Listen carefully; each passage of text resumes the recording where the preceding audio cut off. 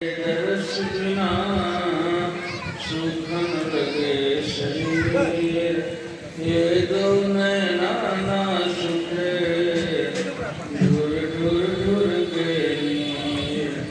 सूरत करो मेरे साइया बड़ा जल माहे, देखत ही वही जाएंगे जो नहीं पकड़ो पार ब्रह्म परमेश्वर पूर्ण सच्चिदानंद।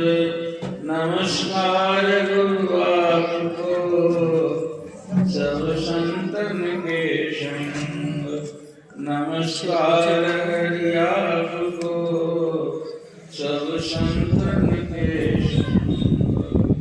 सीताराम सीताराम सीताराम सीताराम सीताराम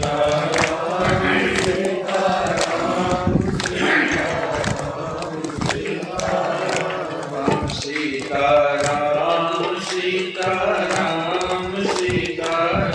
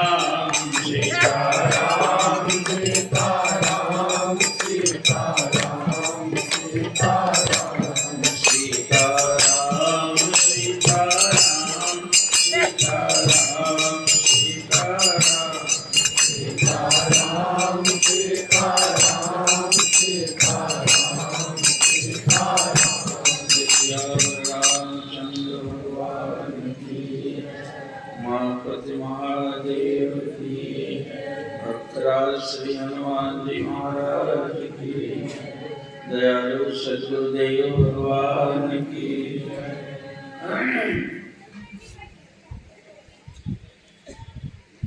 अभी शास्त्रीय और पौराणिक आधार पर जो मान्य कथावली है भगवान शिव की महिमा का, शिवरात्रि का, अभी सुना है आपने। कथाएं सुनते रहते हैं, पढ़ा भी जाता है। कथा और पूजा या प्रार्थना जो भी हम गाते और कहते हैं, इसमें थोड़ी सी चेतनता लाने की जरूरत पड़ती है। और उसी के लिए ये बीच में संत लोग आकर हमारे जीवन में उस कथा को एक जड़ता पूर्वक जो हम करते रहे हैं, चिरकाल तक देखा देखी जो करते रहे हैं, उसी में एक सार्थक तत्व हमारे दिमाग में घुस आ जाते हैं। शास्त्रकारों ने कहा है कि सारे ब्रह्मांड का सारा राज तो शास्त्र के बीच में लिखा हुआ है, लेकिन कुंजी संतादे हथे कहते हैं नानक देव, ये शास्त्र में ही सब कुछ लिखा हुआ है, खजाना आपके पास में है लेकिन ताला लगा हुआ है, और उसकी चाबी संतों को, गुरुओं को पकड़ा दिए। और वे गुरु लोग जब जीवन में आते हैं तो उसी के बीच में जो है उसको खोल के दिखा देते हैं। इस तरह से आयुर्वेद की और मेडिसिन की किताबें, डॉक्टरी की मोटी मोटी सी पढ़ी हैं।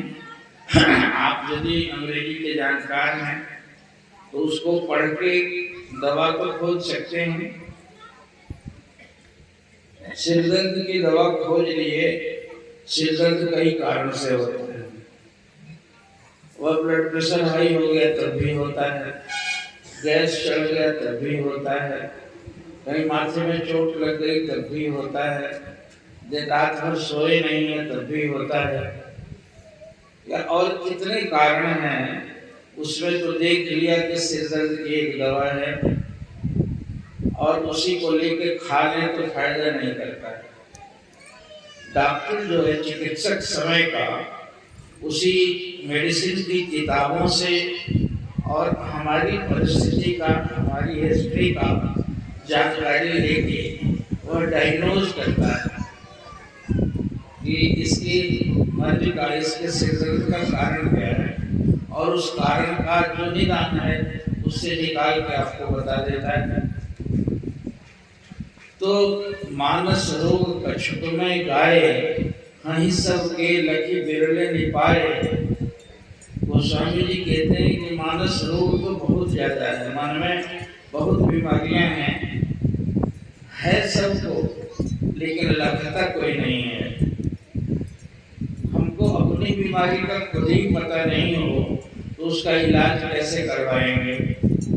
तो उसके लिए कहते हैं सद्गुरु वैद्य वचन विश्वासा, संयम यह न विषय की आशा। यही विधि भले स्वरोग नसाई, ना ही तो कोटि जतन नहीं जाए।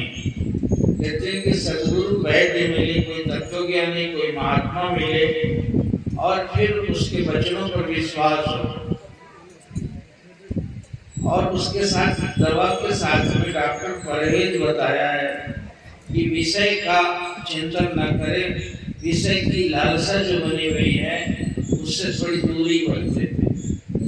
तो सत्संग तो करे लेकिन छाड़ विषय रस रंगा, करोरे मन सत्संगा। एक भजन है किसी महात्मा का कि विषय का रसरंग जो चढ़ा रहता है हरदम दिल पर, उसको छोड़ के सत्संग करेगा तब तो बात बनेगी, और वही छूटता नहीं है। महाराज जी सुनाया करते थे कि काशी के कुछ युवक गए, क्या जवान लोग थे और चांदनी रात थी, शरद पूर्णिमा की, तो कहने लगे कि चला जा त्रिवेणी नहाने के लिए। सबको पता है बनारस से 100-125 किलोमीटर है, तो इतना हम लोग नाव में बैठते हैं और गंगा किनारे के लोगों को नाव चलाने भी आता है। उसको चलाएंगे हम लोग गाड़ी से और नौका विहार करते हुए चले, गाड़ी में बंद होके क्या जाना है। तो 8-10 लड़के जो है तैयार हो गए शाम के समय में, और भरपेट खाना खा लिया और भांग पी लिया। काशी के लोग भांग के बड़े आदि हैं, और भांग खा के बैठ गए चप्पू चलाने को। तो एक चलावे तो दूसरा पकड़े, दूसरा थके तो तीसरा पकड़े, पूरी रात चलाते रहे और नशा में कुछ पता चला नहीं। लेकिन रात भर चला के जब सवेरा होने लगा तो उनको लगा कि अरे अब तो पहुंच गए काशी। जो सवेरे दृश्य देखा घाट पर का, तो कहने लगे अरे ये तो प्रयागराज में भी काशी ही जैसा है, जबकि प्रयागराज के नजदीक में शहर नहीं है। गंगा काशी में तो एकदम सटे ही हैं, वहाँ सटे नहीं है। लेकिन उनको लगा कि ये तो काशी वाला ही सारा दृश्य, देखो ना ये जो वहाँ का काशी में जो हनुमान जी है ना, वो यहाँ भी हैं, ये हैं। सवेरा होते होते कुछ लोग आने लगे नहाने के लिए, आँख में लेके उनके घाट के किनारे। कह रहे अमुक चाचा भी देखो आ गए हैं, ये भी आ गए हैं, कुछ परिचित लोग भी आ रहे हैं। ये सब लोग आए हुए क्या प्रयागराज नहाने के लिए, और सबको देखा तो बड़े कौतूहल हुआ। उनसे पूछने लगे हाल चाल कि क्या भैया आप ट्रेन से आए थे क्या, कहाँ आए थे? आप प्रयागराज पागल राम, ये काशी तो है, ये प्रयागराज कहाँ है? कहाँ गए? गजब करते हैं, पूरी रात हम लोग चले हैं। आगे कर क्या रहे थे तो लोग? सारी रात यहाँ बैठ के कहे कि चप्पू चला रहे थे प्रयागराज आने के लिए। तो कहे कि चला रहे थे बेवकूफ, काशी तो है। एक पर विश्वास नहीं हुआ, दूसरा तीसरा चौथा पांचवा लोग आने लगे, सब लोग उनको बेवकूफ कहेंगे, उनको बेवकूफ कहें।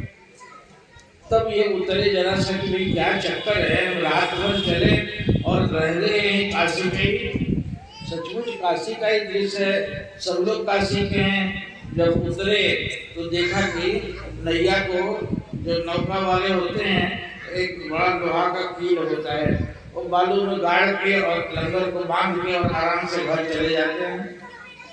तो कील उखाड़े नहीं थे, तो नैया चल तो रही थी, लेकिन इधर से इधर, इधर से इधर, इधर से इधर, इधर से उधर डोलती रही। ये समझे कि हम चल ही रहे हैं, ये समझे कि हम लोग पहुंच गए हैं, लेकिन वो डोरा डोरी होता रहा और कील नहीं उखाड़े थे। अजीब बेवकूफ बने गए, चुपचाप अपने घर को गए। क्या सारा थक गए, रात भर जगे भी, हाथ भी मारा, लेकिन लंगर उखाड़ना छोड़ गए थे। तो संत लोग कहते हैं कि देखो सब कुछ कर लेते हो, तीर्थ भी करते हो, व्रत भी करते हो, कीर्तन भी करते हो, थोड़ी सी उसमें चेतनता आनी चाहिए। जड़ता जो है उसको बीच में जो पड़ जाती है, उस जड़त्व भाव को हटाने के लिए करते हैं। कभी कभी कहा सत्संग में हम सुनाया करते हैं कि एक आदमी के घर में दादा परदादा के समय के शालिग्राम जी होते हैं ना, शालिग्राम ऐसे छोटे शिव जैसे होते हैं, छोटे छोटे से पत्थर के। तो शालिग्राम की घर में पूजा होती थी कई पुष्प से। तो भाई पुष्प वाले पूज गए तो हम भी पूजे, हम पूज गए तो हम भी पूजे। ये तो ऐसे ही है, बिना सोच समझ के कर किया जाता है।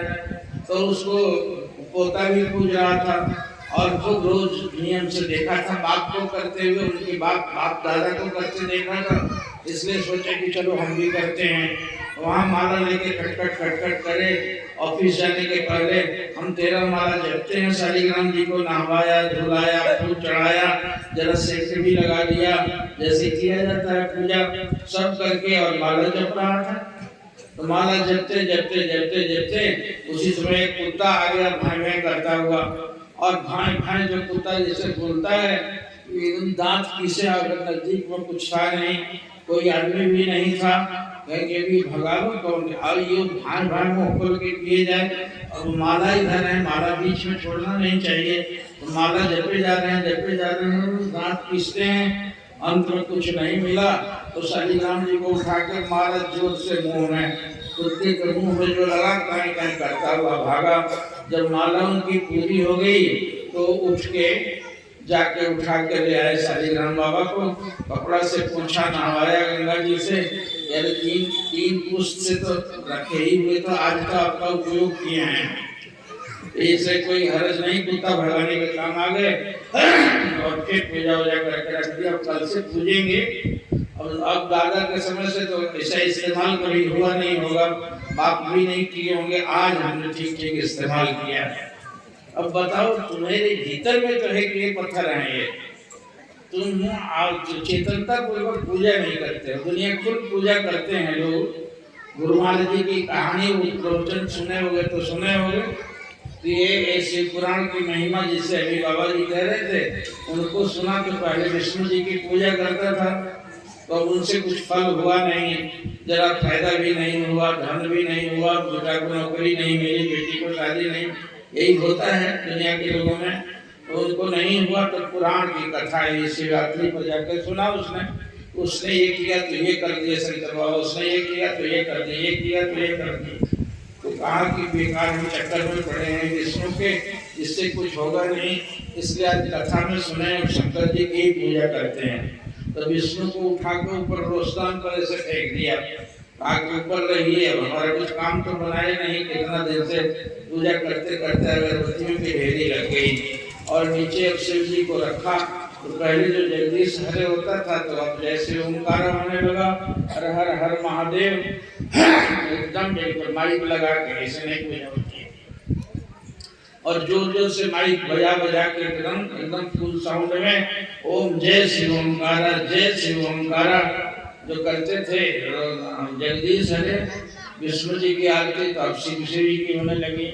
अब अगरबत्ती बढ़िया वाला ले आया था, एकदम बिल्कुल 27 रुपये वाला, 10 काठी वाला। तो उसने सोचा कि आज जलाते हैं बड़ा खुशबू वाला, अब शंकर जी की तो बड़ी महिमा सुने थे शिव पुराण की कथा में, और इसलिए अब अच्छा वाला अगरबत्ती ले आए हैं और जलाने लगा तो अगरबत्ती का धुआं ऊपर जाने को हुआ। तो कहा कि देखो विष्णु को चोरी चोरी से ऊपर से लगा कर जलाने के लिए, खबरदार ये हरकत छोड़िए, हम तो शिव जी की पूजा करने लगे, आपकी तो करते नहीं हैं। और तभी ऐसे भागे एक ही तरफ, वो भी जड़ वो भी जड़ पे चले, ये भी तो जड़ देवता ऐसे करे तो ये कहाँ से सोने जाए, सोते तो है नहीं। और ये अगरबत्ती मारे जाए और तभी अगरबत्ती ऊपर को जाए, आंख दिखाते दिखाते कहा कि विष्णु बाबा आज से आपकी पूजा बंद है, हरकत छोड़िए चोरी करने वाली। और तब भी जब नहीं माने तो टूल ले आया और टूल से कितना सरूई लेकर कहा कि नाक में ठूस देता हूँ, बड़का बने आप अगरबत्ती चुनने वाले। और उनको बस नाक जैसे ही पकड़ने को ठूसने को किया कि विष्णु चतुर्भुज नारायण पैदा होकर प्रकट हो गए।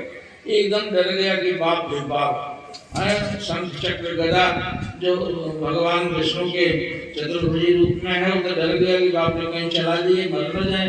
कहा कि हे देवता जी कितने साल तक आपकी पूजा किए हैं, आज न झगड़ा किए हैं, नाक रगड़ रहे थे, इसलिए कम से कम मारिए तो मत हमको, हमसे गलती हो गई। और विष्णु कहेगी बेटा इतने दिन तक जो पूजा तुम करता था वो पूजा तो पूजा थी नहीं, असली पूजा तो आज की है, हमारी पूजा का तरीका तुमको पता नहीं था। कहा कि क्या ये भी तरीका है कि नाक में रुई चूसने से आप खुश हो जाते हैं? कहा कि हाँ, अब तक से जो करता रहा तो तू जानता था कि ये भी पत्थर है, शिव जी को भी पत्थर ही मानता रहा, आज तेरे मन में ये भावना आई ये विष्णु विष्णु होते हैं। बस जैसे ही चेतना का भाव आया वैसे ही हम प्रकट हो गए, इतने ही में तो प्रकट होते हैं। ऐसे ही प्रकट रामकृष्ण को काली माई हुई थी, अब उतनी काली माई दक्षिणेश्वर की पड़ी हुई है, मजाल तो क्या कोई जाके पूज कर तो ले, वो काला पत्थर की ऐसे ही माई बनी हुई है, सबको तो दर्शन नहीं होता है। नामदेव और विठल नाथ की पूजा कर करके 8 साल के बच्चे उनको प्रकट कर लिए। धन्ना जाट जो था, जाट था वहाँ पंजाब का जाट लठमार आदमी, और वो बेचारा गया, रोटी नहीं खाते थे कहीं कि सबके मंदिर में तो मलाई खाया करते, भैया ये सरसों का साग और मकई की रोटी लाए हैं, अब हम गरीब आदमी हैं, खाओ खाओ खाओ, और देवता खाए नहीं। दिन भर आ गया कि मंदिरों में तो तुम फट से खा लेते हो, लोगों का चुपड़ी भी हम घी कहाँ से लाए, इसलिए खाओ देवता जी, खाओ देवता जी। और नहीं जब खाए तो बस आगे भूख के मारे मर गए, शाम तक से मनाते मनाते अब नहीं मानेंगे तो देखिए लाठी, और मारा कस के लाठी, और हाथ जो है मूर्ति का टूट गया। वहाँ पर भरमार हम लोगों का आश्रम है, उसी क्षेत्र में वो मूर्ति है वो, तो एक हाथ टूट के ऐसे पकड़े हुए हैं और एक हाथ से उसकी लाठी पकड़े हैं और धन्ना ऐसे दिखा रहा है। तब अभी दूसरा हाथ भी तोड़ूंगा मैं, करने लगी बस अब बुलाने से ही आ जाऊंगा आज के बाद से, इसलिए रोटी खा लूंगा, अब मत दो, एक हाथ छोड़ दो कम से कम। और फिर धन्ना ने वैसे प्रकट कर दिया। तो बात कहने का है कि तमाम पूजा तो हम करते हैं, उन पूजा के पीछे हमारी चेतना कितनी होती है।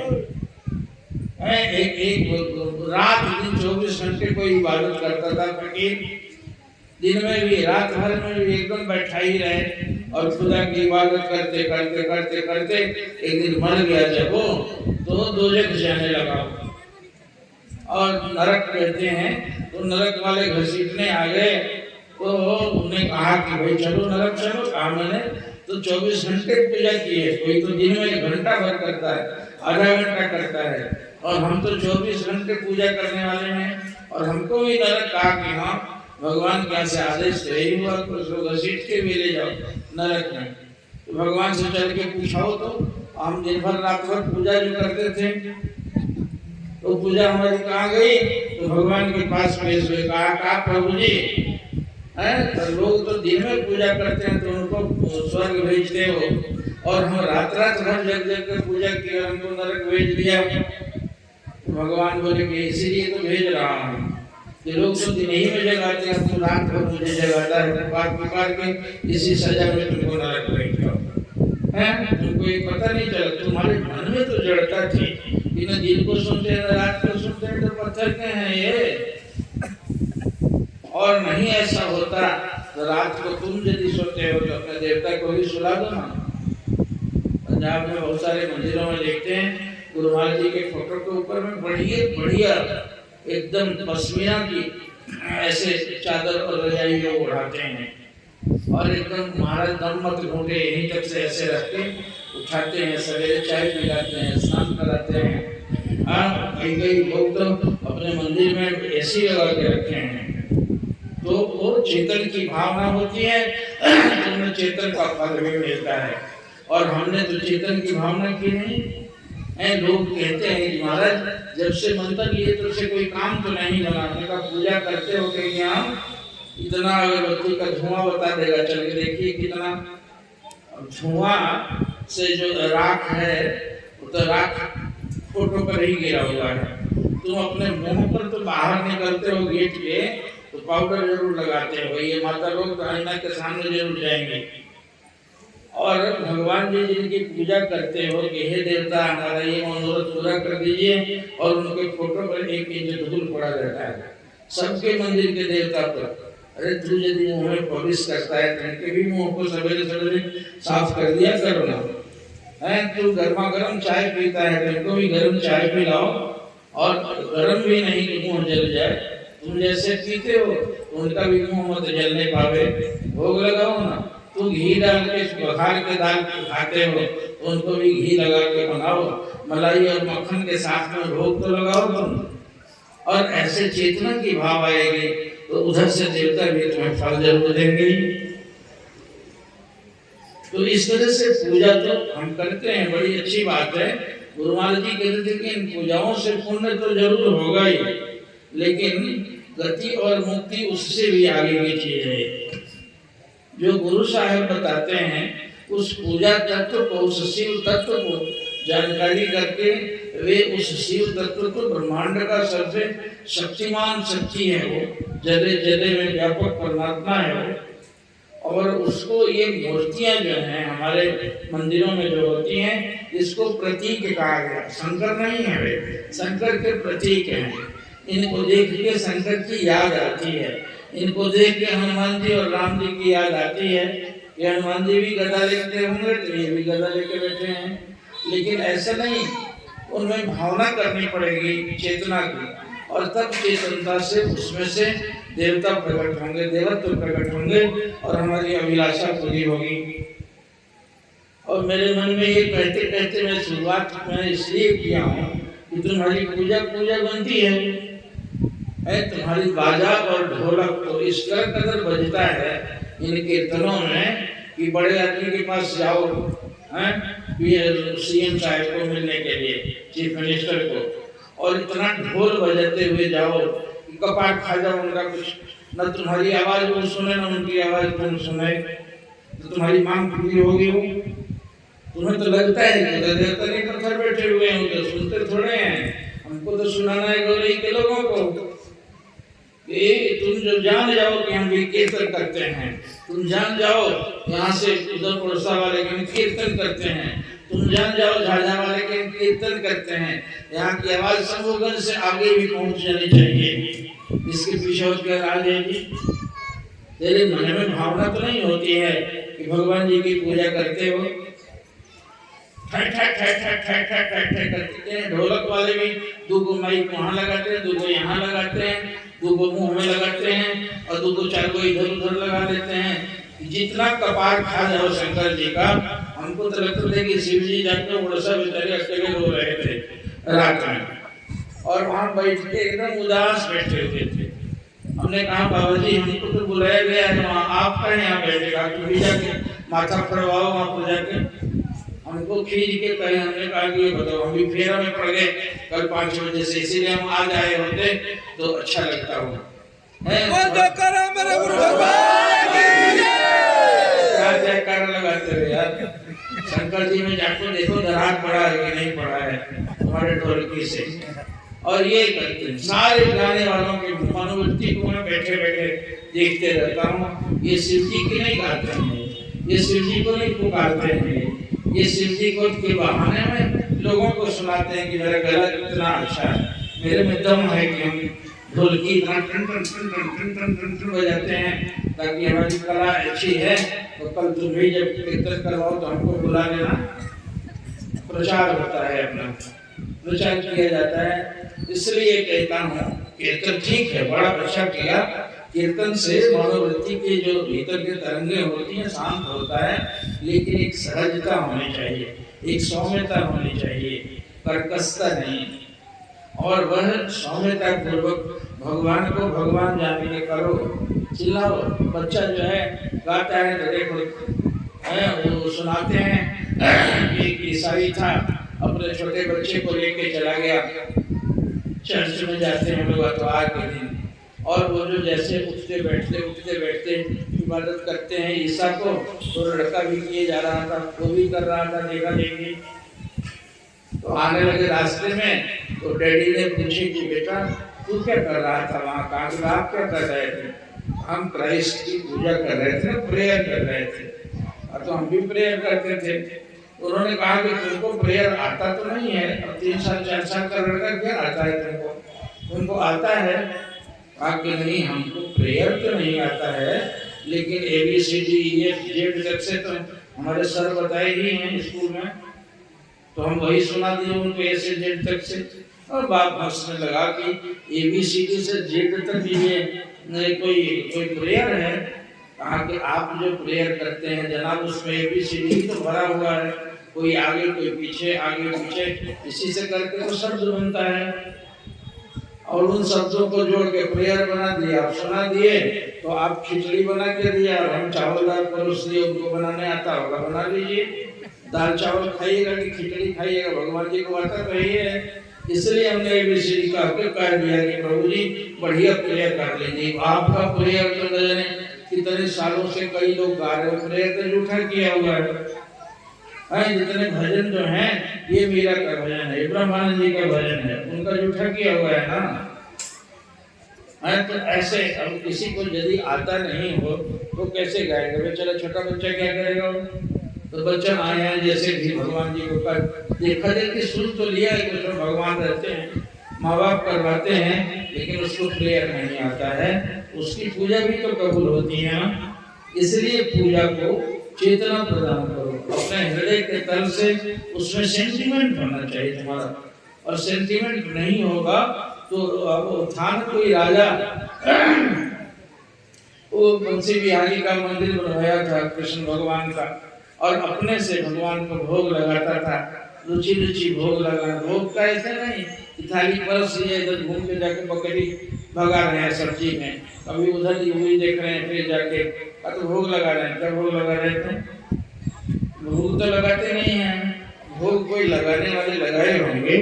रामकृष्ण ठाकुर के लिए, परमहंस के लिए सुने हो ना कि रात में आधी रात थाली रख के कहे कि अरे माता भोग लगाया जाता है कि तुम खाती होगी, कपड़े पहनाया जाता है, सेंट लगाया जाता है, फूल सुनाया जाता है, जैसे चेतन हो तुम, और तुम जड़ जैसा क्यों बर्ताव करती हो? इतने दिन से भोग लगाता हूँ, तुमने आज तक मेरा भोग खाया तो नहीं? और मैंने सुना था कि अमुक को तूने दर्शन दिया था, अमुक को तूने दर्शन दिया था, और मैं क्या पत्थर हूँ? मैं इतने दिन से तुम्हें भोग लगाता हूँ कि माता मुझे भी दर्शन दे दे भैया। और आधी रात उठ के बेकल होके कहते माँ माँ माँ, उनके मातृभाव था, माँ माँ मुझे दर्शन दे दे। और बहुतों को दर्शन दिया था, तूने माँ मुझे दर्शन दे दे। और करते करते कहेंगे पत्थर की हो क्या था, तेरे अंदर में हृदय नहीं है? तो लो मैं बस चाकू उठाया और मारने को जैसे ही तुले, बस भगवान तो जरे जरे में, माँ तो थी, और जैसे ही लगा कि माँ नहीं सुन रही है, चाकू उठाए जैसे तो प्रकंप हुआ मूर्ति में, और माँ एकदम चिन्मयी, माता का रूप एकदम जगमगाता हुआ आके उसने हाथ से कटार पकड़ लिया, और माँ का जैसे स्पर्श मिला ये समाधि में चले गए, अचेत हो वहीं गिर गए। माँ गोद में लेकर बैठ गई और आंखों से आंसू चल रहा है, और बिल्कुल माँ के चिन्मय रूप के दर्शन करने में, और अंदर में दर्शन, बाहर का दर्शन अंदर को ले गया और उस अंदर के दर्शन में ऐसे मार हो गए जिस रामकृष्ण देव के लिए कहा जाता है कि कोई बात पूछनी होती थी गद्दी की माँ से पूछ के आता और जाके मूर्ति से पूछते थे और मूर्ति बात करती थी। तो ये काम गुरु बीच में कहता है तुम्हारी पूजा में चेतनता क्यों नहीं आती है, इसलिए कि तुम वो जो लंगर गाड़ने वाला है वो गढ़ता नहीं है। तूने प्रपंच जो अपना रच रखा है उस प्रपंच से तुम्हारी वृत्ति नहीं उखड़ती है और उखड़ेने को तो उखड़ेगी, अपने मन से नहीं उखाड़ोगे तो काल का एक तमाचा जो है आएगा और झटके से उखाड़ देगा और ले जाएगा, तुम्हारे कुंबे को बर्बाद कर देगा, यहाँ देगा। इसलिए अच्छा है कि उसको मन से छोड़ दो, हाथ से मत छोड़ने की जरूरत नहीं है, मन से छोड़ दो और मन को वहां लगा दो। कहते हैं कि करते कर्म करे विधि नाना और मन राखे जन कृपा निधाना। करते कर्म करो, खेती करो, ये करो, वो करो, वो करो, सब करो और मन उनके चरणों में लगाए रखो। तो मन राखे जन कृपा निधाना, वो कृपा निधान परमात्मा में अपने मन को लगाए रखो, उसमें नियोजित करो। और संत इसी तरह से जीता है। संत के पास में भी तुमसे ज्यादा पसारा है लेकिन वो पकड़ के भी छोड़ा हुआ है और तुम छोड़ के भी पकड़े हुए हो। उसके बीच में रह के भी निराला रहता है। ये मेरे व्यवहार करने के लिए दिया है परमात्मा ने, न कि इसमें फंस जाने के लिए दिया है। तो गुरु झटका देता है। मैं कहता हूँ कि ये क्लास जो लगाया जाता है ये मनोरंजन करने के लिए नहीं है कि तुम्हारा मनोरंजन होगा, उदासी दूर हो जाएगी और जाके कहोगे कि क्या जम के कीर्तन हुआ है और इतना बढ़िया झाल बज रहा था, पता नहीं ढोलकिया वाला कहाँ से आया था, पता कि ढोलकिया उछलने लगेगा। यही महिमा करोगे, तुम्हारा मन उछला कि नहीं, ढोलकी तो उछला दोगे तुम। सत्संग से लौटने के बाद में तुम्हें प्राप्त कुछ होना चाहिए।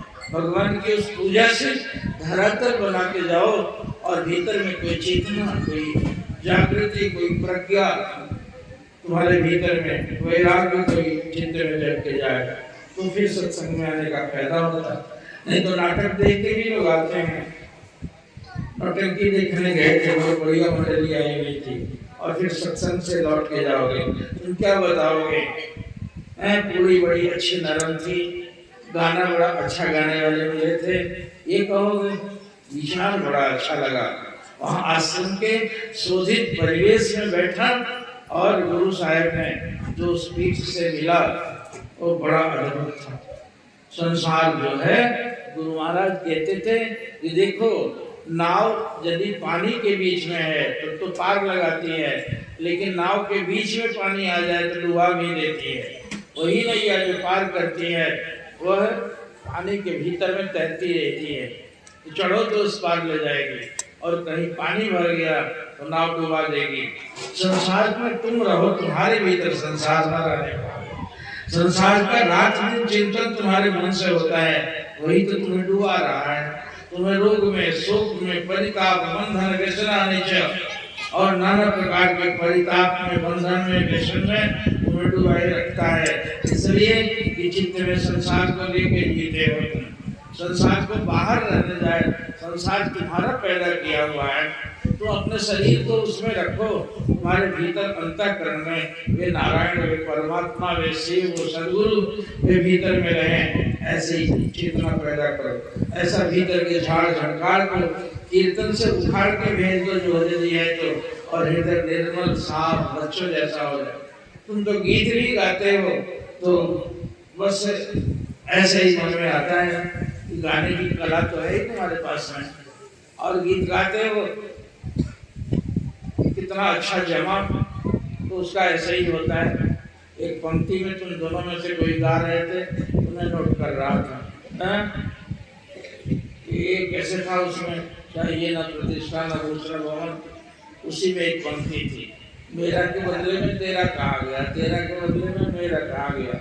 गुरु महाराज जी एक बार बैठे थे और आरती हो रही थी, जय जगदीश हरे, जय जगदीश हरे, जय जगदीश हरे, हैं कहते कि तेरा मुझको मेरा तुझको सौंपते क्या लागत है मेरा है।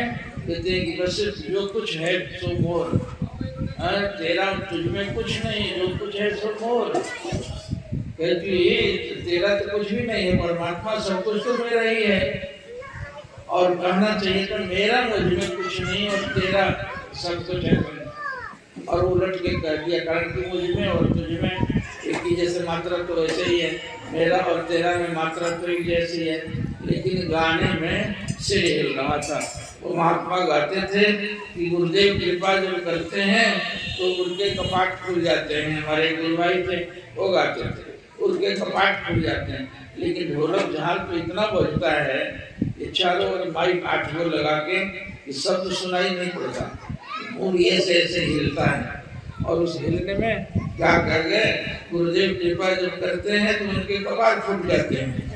तब उनके कपाट खुल जाते हैं तो कहते हैं उनके कपाट फूट जाते हैं, उल्टा है।